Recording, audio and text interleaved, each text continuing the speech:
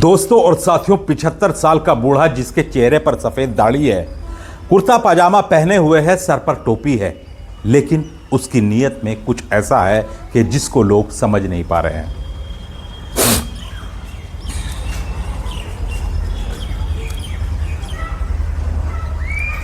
दोस्तों और साथियों, जिला बस्ती के रेलवे स्टेशन के पास बनी कच्ची बस्ती, जिसमें देह व्यापार का खुला धंधा होता है और जहां पर पुलिस वाले भी पैर रखने की हिम्मत नहीं करते, वहां पर एक बूढ़ा आदमी जिसकी उम्र 75 साल है, कुर्ता पाजामा पहने हुए है और चेहरे पर सफेद दाढ़ी है, हाथ में नोटों की गड्डी है और उस बस्ती की कच्ची गलियों में, छोटी गलियों में किसी की तलाश कर रहा है। जाहिर बात है, वहां चाहे बूढ़ा आदमी जाए चाहे जवान आदमी जाए, वहां अगर कोई कुछ तलाश करता है तो एक खूबसूरत लड़की तलाश करता है जिसके साथ वो वक्त गुजारे। क्या वो बूढ़ा आदमी वहां पर अय्याशी करने के लिए गया था या मामला कुछ और ही था?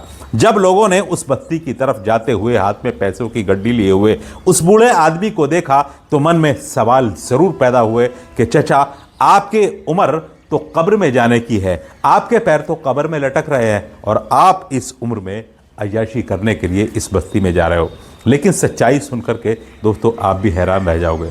मैं आज आपको एक ऐसी कहानी सुनाने जा रहा हूं जो आपने पहले कभी नहीं सुनी होगी। आंखों में आंसू आ जाएंगे, आपको रोक के रखना और दिल थाम के सुनना। मैं खुर्शीद अहमद भाई जी आज आपको ये कहानी दास्तान ज़िंदगी 786 चैनल पर अपने सुनाने जा रहा हूँ। दोस्तों, आपके प्यार की और आपके सपोर्ट की सख्त ज़रूरत है, क्योंकि पिछले जितने भी चैनल मैंने बनाए थे वो सारे डिमोनेटाइज कर दिए हैं। दास्तान ज़िंदगी जो सबसे पुराना और सबसे बड़ा चैनल, 12 लाख सब्सक्राइबर, वो भी यूट्यूब ने बैन कर दिया है। अब आपका सहारा और आपके सपोर्ट की ज़रूरत है, तो ज़्यादा से ज़्यादा जहाँ तक भी मेरी वीडियो पहुँचे सब्सक्राइब करके मुझे सपोर्ट करें और लाइक और एक प्यारा सा कमेंट ज़रूर कर दिया करें। पिछले 5 सालों से आपके साथ मैं जुड़ा हुआ हूँ और 5 सालों से मैंने कम से कम आपको हज़ारों इस तरह की सच्ची घटनाएं सुनाई होंगी और कहीं ना कोई आपको भी मुझसे फ़ायदा ही हुआ होगा। तो अपनी ज़िंदगी के तजुर्बे, जो कुछ मैंने पढ़ा है, वो आप तक पहुंचाने के लिए और सच्ची घटनाओं से अवगत इसलिए कराता हूं ताकि आप भी क्राइम से बचे रहें, अपने बच्चों के साथ हंसी खुशी जीवन को व्यापन करें। तो बढ़ता हूं कहानी की तरफ। सपोर्ट की ज़रूरत है, सभी दोस्तों के नाम लेने की कोशिश करूँगा। दोस्तों, मैनब खान नेपाल के लुम्बिनी की रहने वाली और पटना के आरिफ खान से उसका विवाह हुआ था, यानी शादी हुई थी। लगभग 7 साल हो चुके थे शादी को, 2 बच्चे भी हो चुके थे।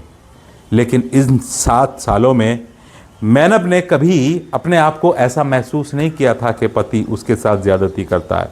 लेकिन जब एक इंसान के अच्छे खासे करते खाते इंसान के अंदर कोई ऐब आ जाता है ना, तो फिर सारी कमी उसके अंदर आ जाती है। दोस्तों के साथ बैठता, शाम को पार्टी होने लगी तो उसे कुछ पीने पिलाने की भी लत पड़ गई। इस पीने पिलाने में जब वो घर लड़खड़ाता हुआ आता तो बीवी मैनब उसको रोकने की कोशिश करती, टोकती कि हमारे बच्चे बड़े हो रहे हैं, इनके भविष्य के बारे में सोचो, और अब जब शादी के लगभग 7वें साल में हम चल रहे हैं और तुमने इस तरह की गंदी ये आदत अपने मुंह लगा ली है, ये तो बहुत नुकसानदायक है। इस बात को लेकर मैनब और आरिफ के बीच में झगड़ा होने लगा। झगड़ा इतना बढ़ा कि आरिफ पत्नी को मारने पीटने लगा। अब वो बीवी जो अपने पति को सबसे अच्छा और सच्चा इंसान समझती थी, अब वही उससे नफरत करने लगी। एक दिन आरिफ ने मैनब को इतना मारा कि उसकी हड्डी पसली एक कर दी। बेचारी बीवी कब तक बर्दाश्त करती। उसने अपने दोनों बच्चों को उठाया और पति से कहा कि मैं अपने मायके जा रही हूँ। मायके जाने के अलावा उसके पास और कोई चारा भी नहीं था। मैनब सोचती थी कि 2-4 महीने मैं अपने बाप के यहाँ रहूँगी, इसकी अकल ठिकाने पर आ जाएगी, जब मेरी याद सताएगी तो फिर ये मुझे लेने आएगा। ये सोच करके वो अपने दोनों बच्चों को साथ लेती है और निकल जाती है घर से, अपने पति को कुछ होड़ देने के लिए। अपने पति से जुदा होकर के वो हमेशा के लिए नहीं जा रही थी, बल्कि ये सोच करके गई थी कि मेरी जुदाई जब इसको परेशान करेगी तो ये मुझे लेने भी आएगा और गंदी हरकतें और आदतें छोड़ भी देगा। लेकिन आगे मैनब के साथ क्या होने जा रहा था दोस्तों, ये उसने कभी नहीं सोचा था कि ऐसा कुछ होगा। वो बैठ जाती है ट्रेन में, पटना से बैठी बस्ती की ट्रेन में। बस्ती पहुंचते पहुंचते उसको हो गई रात। लगभग 9 बजे के आसपास वो रेलवे स्टेशन पर उतरती है। बस्ती से उसको जाना था नेपाल लुम्बिनी वाया बस द्वारा। अब वो जानती नहीं थी, पहले कभी आई गई नहीं थी ज़्यादा, कभी गई थी तो अपने बाप के साथ, जो उसके बाप हबीब जिनका नाम था, बुढ़ापे का आलम था, लुम्बिनी में रहते थे, तो एक आध बार उनके साथ आई गई थी, तो उसको ज़्यादा रास्ते का पता नहीं था। इसलिए रात को लगभग 10 बजे के आसपास उसने देखा कि क्या करूं कि सुबह ही कुछ कर पाऊंगी, तो अब अपने दोनों बच्चों को उसने एक कोने में सुला दिया और फिर खुद टहलने लगी, इधर उधर टाइम पास करने लगी। अब कुछ इस तरह के लोग होते हैं जो रेलवे स्टेशन, बस स्टैंड पर इस तरह की परेशान औरतों की रेकी करते हैं और वो उन्हें भाप लेते हैं कि ये परेशान औरत है, अकेली है, और उनका वो नाजायज़ फ़ायदा उठाते हैं। इस तरह का कारोबार बहुत से लोग कर रहे हैं। उनमें से बस्ती का रहने वाला ही एक जावेद नाम का लड़का था। वो रेलवे स्टेशन पर किसी अपने ऐसे ही शिकार की तलाश में आया था कि उसकी नज़र मैनब पर पड़ जाती है, और मैनब पर जब उसकी नज़र पड़ी तो उसने उसको भाप लिया पहली ही नज़र में कि ये औरत अकेली है और परेशान भी है। इसलिए वो उसके पास आया और कहने लगा कि मैडम कहाँ जाओगी, मुझे आप परेशान लग रही हो। बेचारी सीधी सादी मैनब उससे बता देती है कि भैया मुझे नेपाल जाना है, मैं लुम्बिनी की रहने वाली हूँ और अब रात हो चुकी है तो मुझे ये भी नहीं पता किस तरह से जाना है। ये फौरन समझ जाता है कि शिकार मिल गया है, इसलिए ये कहता है कि बहन देखो, वैसे जो अकेली औरतें रेलवे स्टेशन पर यहाँ पर परेशान होती हैं, तो क्या होता है कि यहाँ पुलिस वाले आ जाते हैं और पुलिस वाले उनको परेशान करते हैं, कभी कभी तो उनको अपने साथ भी ले जाते हैं डरा धमका करके। तो यहाँ तुम्हें खतरा है और बस स्टैंड पर मैं आपको छोड़ दूंगा, क्योंकि हर घंटे वहाँ से नेपाल के लिए बस निकलती ही रहती है। तो मैं, क्योंकि मुझे इसलिए तुम पर तरस आ रहा है क्योंकि मुझे तुम एक भले घर की शरीफ औरत लग रही हो। तो अब मैंने सोचा कि ये तो कोई भला आदमी मिल गया, इसलिए वो उसकी उन चिकनी चुपड़ी बातों में आ जाती है और कहती है कि भैया मैं अपने बच्चों को उठा लूँ। अभी तक जावेद तो मैनब को अकेली समझ रहा था, क्योंकि मैनब एक 24 साल की गोरी चिट्टी चरहरे बदन की एक तंदुरुस्त सेहतमंद लड़की जैसी दिख रही थी। कहीं भी से भी देखने में नहीं लग रहा था कि ये 2 बच्चों की माँ होगी। जब उसने कहा अपने बच्चों को साथ में ले लूँ, तो जावेद हैरानी से पूछता है कि आप शादीशुदा हैं? मैनब ने कहा कि हाँ भैया मैं शादीशुदा हूँ और मेरे 2 बच्चे हैं। फिर जावेद ने पलटवार किया कि लगता तो नहीं है कि आप शादीशुदा हो, मुझे तो आप कुंवारी लग रही थी। कोई भी औरत अपनी तारीफ सुनकर मुस्कुरा देती है। उसके बाद में यही हुआ, उसने अपने दोनों बच्चों को साथ लिया, जावेद के साथ मोटरसाइकिल पर बैठी। जावेद उसको बस स्टैंड पर लेकर के आया और वहाँ पर बस स्टैंड पर जब पता किया कि नेपाल जाने वाली बस जो है वो किस टाइम जाएगी, तो बताया गया कि सुबह 7 बजे जाएगी। इस वक्त अभी जो समय था वो सिर्फ 11 बजे का समय था, रात के 11 बज रहे थे। जावेद ने फिर मैनब से कहा कि इस वक्त रात में 11 बजे हैं अभी और सुबह 7 बजे तक 8 घंटे तुम यहाँ परेशान होगी, बहुत बड़ी दिक्कत होगी। मेरा घर खाली पड़ा है, अकेला रहता हूँ, मैंने तुम्हें बहन कहा है और हो सके तो तुम मेरे साथ चलो, सुबह मैं तुम्हें बस स्टैंड पर तुम्हारे बच्चों के साथ छोड़ दूंगा। दोनों ने एक दूसरे के नाम पते भी पूछ लिए थे और फिर जितना भी परिचित हो चुकी थी एक बेचारी अबला नारी, वो जावेद की बातों में आ जाती है। दोस्तों इस तरह के इंसान जो है ना, उनका ना तो कोई मजहब होता है, ना दीन होता है, ना धर्म होता है, वो होते हैं सिर्फ शैतान, और शैतान को मकसद होता है सिर्फ अपने मकसद से। जावेद अपने मकसद में कामयाब हो चुका था। मैनब उसके साथ घर जाने के लिए तैयार हो गई थी। रात को लगभग 11:30 बजे के आसपास जावेद उसको अपने कमरे पर लेकर के आता है। 2-3 कमरों का एक घर था छोटा सा, उसमें वो उसको लेकर के आया। मैनब ने बच्चों को दूध पिला दिया, रास्ते में से कुछ खाने के लिए ब्रेड वगैरह, और दूध वो साथ में लेकर के आया था। तो मैनब ने अपने बच्चों को दूध पिला करके एक कमरे में सुला दिया। उसके बाद जावेद ने कहा कि चलो तुम भी सो जाओ और मैं तुम्हें चाय बना करके दे देता हूँ।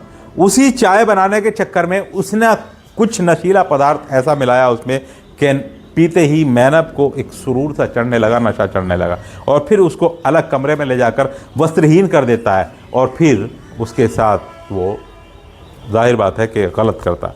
दोस्तों उस वक्त में मेहनत को ये तो एहसास हो रहा था कि उसके साथ कुछ ऐसा हो रहा है, लेकिन वो पूरी तरीके से होश में नहीं थी। वो भी उसका साथ देती चली गई। सुबह जब हुई, उसका नशा उतरा, नींद टूटी, तो अब उसको एहसास हुआ कि उसके साथ जो कुछ भी हुआ है वो गलत हुआ है। उसको एहसास हो गया। उसने जावेद से कहा कि जावेद, तुमने मुझे गलत तरीके से इस्तेमाल किया, मैंने तो तुम्हारे ऊपर भरोसा किया था, मैंने तो तुम्हें भाई माना था। जावेद ने कहा कि कोई भाई भाई नहीं होता आज के दौर में, बस तुम मुझे अच्छी लगी, मैंने तुम्हारा इस्तेमाल कर लिया। मेहनत कहती है कि जो हुआ सो हुआ, लेकिन अब मुझे मेरी मंजिल तक पहुंचा दो, बस स्टैंड पर मुझे लेकर के चलो और नेपाल वाली बस में बिठा दो, मैं इन सारी बातों को भूल जाऊंगी जो भी हुआ। लेकिन जावेद के चेहरे पर एक ऐसी मुस्कान थी कि वो ये सोच रहा था कि उसने एक जंग फतह कर ली हो। कहने लगी कि मैनब, अब तुम यहाँ से नहीं जाओगी। जावेद बोला कि मैनब, अब तुम यहाँ से नहीं जाओगी, बल्कि मेरा मशवरा ये है कि तुम अपने पति से भी लड़ करके आई हो, बाप के घर जाकर उनके ऊपर बोझ बनोगी, यहाँ रह करके कुछ पैसा कमा लो, पैसा तुम्हारे पास होगा, ना बाप के ऊपर बोझ बनोगी, और पति भी तुम्हारा जो है वो जब तक तुम्हें लेना आएगा तुम यहाँ रह करके काम कर लो, तुम्हारे लिए ग्राहक। सीधे सीधे उसने बता दिया कि तुम्हें यहाँ जिस्म फरोशी का धंधा करना होगा, और जिस बस्ती में मैं रहता हूँ ना, यहाँ सारी ही, पीछे आप देखो, सारा जिस्म फरोशी का काम होता है, यहाँ की औरतें यही काम करती है। मेहनत क्योंकि अपने पति से सिर्फ लड़ कर के आई थी, लेकिन वो गलत औरत नहीं थी, इसलिए उसने साफ मना कर दिया कि मैं ये जिस्म फरोशी का काम नहीं करूँगी। मैंने अपने पति के अलावा कभी किसी के सामने अपने कपड़े नहीं उतारे। रात तुमने मेरे साथ जो भी किया है वो धोखे में किया है, मैंने अपनी मर्जी से कुछ नहीं किया है, लेकिन ये तुम्हारा प्रस्ताव मैं स्वीकार नहीं करूँगी। एक हफ्ते तक जावेद उसके साथ अत्याचार करता रहा, बच्चों को अपने कब्जे में लेकर के, बच्चों को डराने धमकाने, बच्चों को मारने की धमकी, तमाम उसने वो हथकंडे अपनाए जिससे कि मैनब उसके काबू में आ सके। हफ्ता भर जावेद का जुल्म सहने के बाद मैनब ने हाँ कर दी और फिर वो इस दलदल में उतर जाती है। दोस्तों, एक बार मैनब इस दलदल में क्या उतरी कि उसके पास तो अब ग्राहकों की लाइन लगने लगी, क्योंकि मैनब एक गदरीले जिस्म की एक खूबसूरत औरत थी, 2 बच्चों की माँ भी नहीं लगती थी, इसलिए ग्राहकों की उसके पास कोई कमी नहीं रही। सुबह से शाम तक और फिर रात को 2, 3, 4 बजे तक 10 आदमी, 5 आदमी, पता नहीं कितने आदमी उसके साथ आते और गुजर करके चले जाते। बच्चों को अपने पास रखता था। मैनब को उसने अलग कमरा लेकर के दे दिया था जहाँ पर उसके पास ग्राहक आते थे। बच्चों का उसने एक स्कूल में दाखिला भी करा दिया था। हर वक्त जावेद का जो काम था वो ग्राहकों से वसूली करना और मैनब के बच्चों पर नज़र रखना, ताकि मैनब अपने बच्चों को लेकर के कहीं भाग न जाए। खतरा उसको भी था कि जो कुछ भी मैनब कर रही है वो अपनी मर्जी से नहीं कर रही है। मैनब बड़ी परेशान थी क्योंकि वो सब कुछ अपने बच्चों की खातिर कर रही थी। जो बच्चे जो थे वो जावेद के कब्जे में थे। जावेद उन पर हर वक्त नज़र रखता था, जान से मारने की धमकी देता था। मैनब के अंदर इतनी हिम्मत भी नहीं थी कि वो पुलिस स्टेशन चली जाए, क्योंकि उसे मौका ही नहीं मिलता था। अब मैनब अपने दिल ही दिल में ये ज़रूर सोचती थी और दुआ करती थी कि मुझे इस दलदल से और इस गंदे काम से निजात मिल जाए, मैं यहाँ से निकल जाऊँ। इसलिए उसे पता चला कि इस तरह की औरतें जो इस बस्ती में यहाँ ये गलत काम करती हैं, वो हर 3 महीने बाद अपना टेस्ट करवाने सरकारी अस्पताल जाती है कि उन्हें किसी तरह की कोई बीमारी उमारी तो नहीं लग गई है। बस इस बहाने से मैनब ने भी सरकारी अस्पताल जाने को जावेद से कहा कि मैं भी अपना टेस्ट करा लूँ, कोई बीमारी तो नहीं है, और बच्चों की भी तबीयत ख़राब चल रही है, इसलिए बच्चों को भी साथ ले जाऊँगी। मैनब का इरादा जो था वहाँ से अस्पताल में टेस्ट कराने के बहाने भागने का था कि कोई मौका मिले और मैं यहाँ से भाग निकलूँ।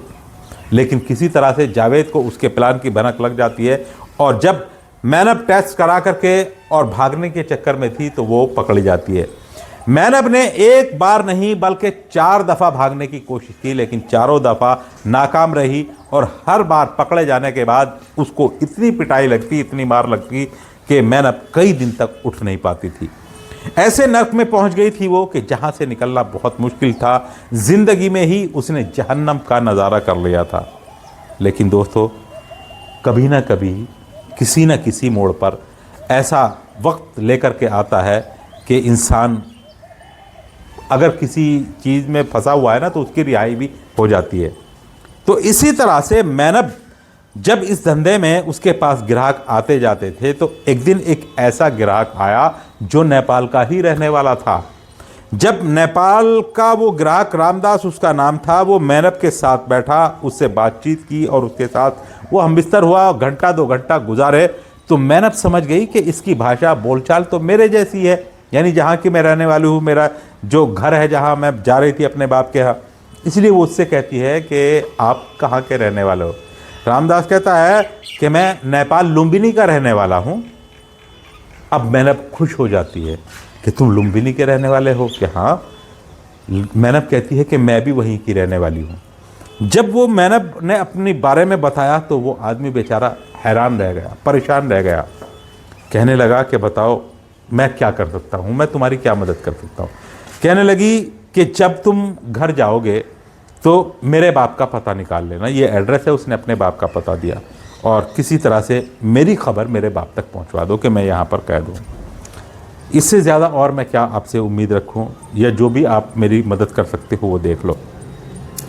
वो बेचारा रामदास जो था उसके साथ बैठा, फिर अपना जो है वहाँ से निकला, क्योंकि ये जो आता था रामदास बस्ती में, वो अपनी बहन के घर आता था। इसकी बहन ब्याही हुई थी यहाँ, और बस्ती में आना जाना इसीलिए लगा रहता था कि यहाँ की जो देह मंडी थी, यानी औरतों की मंडी, वो इसका चस्का लगा हुआ था। बहन से जब मिलने आता था तो वो इस देह व्यापार में ज़रूर आता था और किसी न किसी औरत के साथ बैठता था रात को। बस उस दिन इत्तेफाक से शायद मैनप का बनवास अब ये ख़त्म होने वाला था। वो सज़ा जो उसको मिल रही थी और तिल तिल मर रही थी, वो सज़ा उसकी ख़त्म होने वाली थी। इसीलिए भगवान ने रामदास को एक फरिश्ता बनाकर, एक दूत बना करके भेजा। रामदास जब वापस लुम्बिनी गया तो अब उसने उसके बाप हबीब का पता ढूंढ लिया, और हबीब का पता ढूंढने के बाद उसको बताया नहीं कि तुम्हारी बेटी वहाँ है, इस तरह से है और मैं उसके पास होने गया था, बल्कि उसने उसका नंबर हासिल कर लिया किसी भी तरह से। और नंबर हासिल करने के बाद दोबारा फिर वो बहुत जल्द बस्ती लौट करके आता है, और बस्ती लौट करके आया तो फिर उसने ग्राहक के तौर पर मैनप को ही पसंद किया और लेकर के कमरे में चला गया। और कमरे में जा कर के उससे सारी बात बता दी कि देखो मैं घर गया था और मैंने इतनी कामयाबी हासिल कर ली है कि तुम्हारा जो तुमने एड्रेस दिया था उस पर तुम्हारे बाप को ढूंढा और उनका मैंने नंबर लेकर के आया, तुम देख चाहो तो बात कर लो। मैनप ने रामदास के फ़ोन से ही अपने बाप को फ़ोन लगाया, और फिर जब बाप ने बेटी की आवाज़ सुनी तो भावुक हो गया। बाप हबीब बोला, बेटी तुम कहाँ से बोल रही हो? ऐसी कौन सी जगह है जहाँ पर मैंने तुम्हें तलाश नहीं किया? 4.5 साल से तुम्हारी कोई खबर नहीं मिली, तुम कहाँ हो? बेटी ने कहा कि अब्बा मैं अगर तुम्हें अपनी हकीकत बताऊंगी तो तुम बर्दाश्त नहीं कर पाओगे।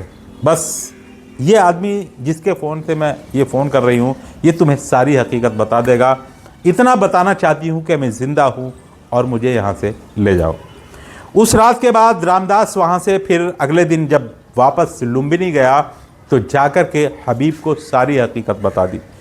कहने लगा कि भाई साहब, पहली बार जब तुम्हारी बेटी मुझे मिली थी, मैं जानता नहीं था, और एक ग्राहक की तरह और एक कस्टमर की तरह उसकी और मेरी भेंट हुई। जब मैं उसके साथ बैठा, बातचीत हुई, वार्तालाप हुई, तो उसने मुझे पहचान लिया। मैं जब जाने लगा तो उसने मेरा हाथ पकड़ कर रोक लिया और फिर पूछा कि तुम कहाँ के रहने वाले। इस तरह से मैंने बताया कि मैं यहाँ का हूँ। तब उसने बताया कि मैं भी वहीं की हूँ और यहाँ ज़बरदस्ती मुझे कैद करके रखा है और ज़बरदस्ती ये काम करा रहा है। तो अब आप भाई साहब देख लो, और ऐसे बस्ती जाना, और वहाँ पर रेलवे स्टेशन के पीछे जो बस्ती है वहाँ पर यही धंधा होता है। तुम देख लो, अपनी बीवी बेटी को ढूंढ सकते हो। अब ये आदमी जो था हबीब, इसको अपनी बेटी का पता चल गया था और 4.5 साल हो चुके थे। इन 4.5 सालों में हबीब ने अपनी बेटी को हर संभव तरीके से ढूंढने की कोशिश की थी। जब लगभग ये मैनप जो थी अपने घर जाने के लिए वहाँ से निकली थी, तो इसके 2-4 दिन बाद में हबीब का फ़ोन गया था मैनप की खैर खबर पूछने के लिए। तो जब उसने अपने दामाद के पास फ़ोन किया तो दामाद ने कहा कि तुम्हारी बेटी मुझसे लड़ भिड़ कर चली गई है, अब मुझे उसकी शक्ल भी नहीं देखनी है और मुझे नहीं पता ये कहाँ है।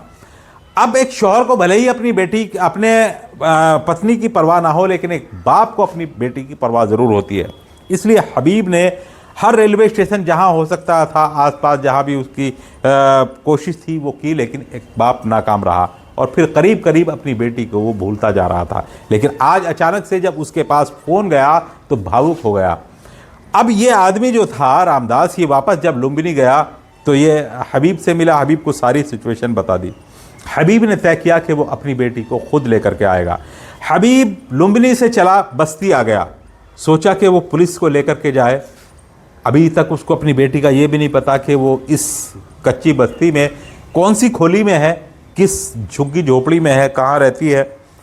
पुलिस से वो अलर्ट भी हो सकते हैं, पुलिस को जब उसमें देखेंगे बस्ती में, तो इसलिए वो शायद ना मिले। बाप ने अपनी बेटी को अकेले ही ढूंढने का पहले फैसला किया कि पहले वो बेटी को ढूंढेगा, उसके बाद जब एग्जैक्ट पता चल जाएगा किस खोली में है यानी किस झुग्गी में है, तब वो पुलिस को लेकर के जाएगा। इसलिए वो एक ग्राहक बनता है। उसने सोचा कि ग्राहक बन करके मैं वहाँ आराम से देख सकता हूँ। तब उसने उस बस्ती में जाने के लिए कुछ पैसे हाथ में लिए और पहनावा तो उसका मुस्लिम है ही था, चेहरे पर दाढ़ी थी, कुर्ता पजामा उसने पहना हुआ था। तो इसलिए अब जब लोग उसको उस बस्ती की तरफ जाते हुए देखते तो अलग से अपने आप अनुमान लगाने लगते हैं कि बड़े मियाँ कोई शर्म नहीं है। लेकिन दोस्तों, हम जो आंखों से देखते हैं ना, मैंने पहले भी बहुत बार बताया कि आंखों से देखा हुआ ही सच नहीं होता, कभी कभी आंखों देखा कानों सुना भी गलत हो जाता है। जैसे कि हबीब को जो लोग देख रहे थे वो सिर्फ ये सोच रहे थे कि ये अपने जिस्म की आग बुझाने के लिए वहाँ पर जा रहा था, लेकिन हकीकत कुछ और थी। हबीब घूमता रहा, पहले दिन उसको कामयाबी नहीं मिली। दूसरे दिन जब उस बस्ती में उसने ढूंढा तो बेटी पर नज़र पड़ जाती है। अचानक से बाप ने बेटी को देखा, दोनों एक दूसरे को पहचान लेते हैं, लेकिन आंखों ही आंखों में इशारे हो जाते हैं। बाप ने उंगली से मना कर दिया कि नहीं, भावुक मत होना, मुझे बाप मत कहना, मैं एक कस्टमर की तरह से ही तुमसे मिलूंगा। अब जावेद वहाँ पर था। जावेद से जाकर के कहा कि भाई साहब, ये लड़की तुम्हारी है, तुम इसके मालिक हो, रेट वेट जो है वो तुम ही तय करोगे? कि हाँ भैया मैं ही तय करूँगा। बताओ बड़े मियाँ, बैठोगे? कि हाँ जी बैठोगे। कि इस उम्र में बैठोगे? कि भाई तुम्हें इससे क्या मतलब, क्या उम्र है मेरी क्या नहीं। यहाँ बाजार है, किसी भी उम्र का आदमी आ सकता है, उसको आने के लिए मनाही तो नहीं है। मुझे बैठना है, पैसे बताओ, आप रेट बताओ। अब उसने बड़े मियाँ को देखते हुए कुछ ज़्यादा रेट बताया। उसने कहा कि मुझे रेट की परवाह नहीं है, आप अपने पैसे लो और अपना काम करो, मैं अंदर 1 घंटा रहूँ, आधा घंटा रहूँ, 2 घंटे रहूँ, मुझे कोई डिस्टर्ब नहीं करेगा। जावेद ने कहा कि अच्छा बड़े मियाँ, बहुत बड़ी जवानी चढ़ी हुई है कि बस आप अपने काम से मतलब रखो। जावेद को पैसे दे करके हबीब अपनी ही बेटी का सौदा किया और फिर उसको कमरे में लेकर के गए। दोस्तों, जब कमरे में बाप बेटी पहुंचते हैं तो फिर वो सारा तूफान, वो सारा सब्र एकदम छलक पड़ता है। बाप बेटी से एक दूसरे से लिपट जाते हैं और फिर जब उनका मन हल्का हो गया रोते रोते, तब बेटी ने सारी आप बीती अपने बाप को बताई। उसके बाद बाप कहता है कि बेटी, मुझे तुम्हारा पता चल गया एग्जैक्ट लोकेशन का भी, और ये सारी तुम्हारी जानकारी भी मिल गई है। अब मैं यहाँ से तुम्हें एक अपने तौर से नहीं लेकर के जाऊँगा, क्योंकि मैं कामयाब नहीं हो सकता हूँ, मैं पुलिस लेकर के आऊँगा। हबीब वहाँ से घंटा आध घंटा बाद अपनी बेटी से बात करके मुलाकात करके निकला और फिर पहुँच जाता है बस्ती के उसी पुलिस स्टेशन में, जो कि उस बस्ती से लगा हुआ था। वहाँ पर जाकर अपनी आप बीती बताई कि साहब 4.5 साल से मेरी बेटी ये नर्क भोग रही है और उसको वहाँ से बचा लीजिए। पुलिस फ़ौरन हरकत में आती है और हबीब के साथ आकर उस बस्ती में छापा मारा जाता है। मैनब को वहाँ से रेस्क्यू किया जाता है और मैनब जैसी और न जाने कितनी औरतें थी। मैनब ने बताया कि उस बस्ती में आने वाली तमाम औरतें इसी तरह की, कोई अपने घर से भागी हुई, कोई प्रेमी से सताई हुई और कोई किडनैप करके लाई जाती है। यहाँ आने के तो रास्ते बहुत हैं, लेकिन जाने का कोई भी रास्ता नज़र नहीं आता। यहाँ इस बस्ती के चारों तरफ गुंडे हर वक्त पहरा देते रहते हैं। पुलिस को लगभग जो है वो महीने के हिसाब से, हफ्ते के हिसाब से पैसा जाता है। पुलिस इधर नज़र करके भी या पैर करके भी नहीं सोती है। यहाँ हम लोगों का क्या हाल होता है, कैसे लोग आते हैं, शराबी, कबाबी, जुआरी, लुटेरे, सटेरे, सब जो है सबको सहना और बर्दाश्त करना पड़ता है। उसके बाद फिर वहाँ के जो SHO थे, SSP थे और जो बड़े अधिकारी थे, उन्होंने उस बस्ती को जो है वहाँ से उन सारी औरतों को रेस्क्यू करने का फ़ैसला किया और धीरे धीरे उस बस्ती को ख़त्म करने का फ़ैसला किया। दोस्तों, ये जो घटना मैंने आपको बताई है, ये 2014 की और मैनब की ऊपर आधारित और पुलिस के वेरिफिकेशन के साथ ये छपी, और जब मेरे सामने आई तो मैंने सोचा कि आपको भी ज़रूर बताना चाहिए। कैसी लगी ये तो आप कमेंट करके बताइएगा। लेकिन दोस्तों, कुछ ऐसे दोस्त हैं जो लगातार मुझे कमेंट करते हैं, जैसे शहजाद अली जो है वो दिल्ली से, मुझे ये हमारे नए नए दोस्त बने हैं, दिल्ली से कमेंट कर रहे हैं। और शाहरुख खान है एक, और बक्सवीर पापा जी राज, ओंकार छोटा भाई बक्सवीर पापा जी राजप्रीत दादाजी इकबाल सरदार गांव जोड़किया से हैं। और पप्पू सरदार कहते हैं कि खुर्शीद भाई जी एक कलाकार है और कलाकार का हौसला बढ़ाना चाहिए। तो दोस्तों, जैसी इनकी सोच है मेरा हौसला और हिम्मत बढ़ाने के लिए इन्होंने मेरे नए चैनल को सब्सक्राइब भी किया, फॉलो भी किया, सारी चीज़ें की, आप भी करिए। और अब्दुल हादी तकदीस फातिमा डॉक्टर अब्दुल समी कुली बाज़ार कानपुर से, जावेद अली हशमत पत्नी फरमाना ये लोनी गाज़ियाबाद से हैं, राव मोहम्मद यासीन लाहौर पाकिस्तान से हैं। तो चलिए दोस्तों, कल आपको फिर किसी नई स्टोरी में मिलूँगा। खुदा हाफिज़, जय हिंद, जय भारत।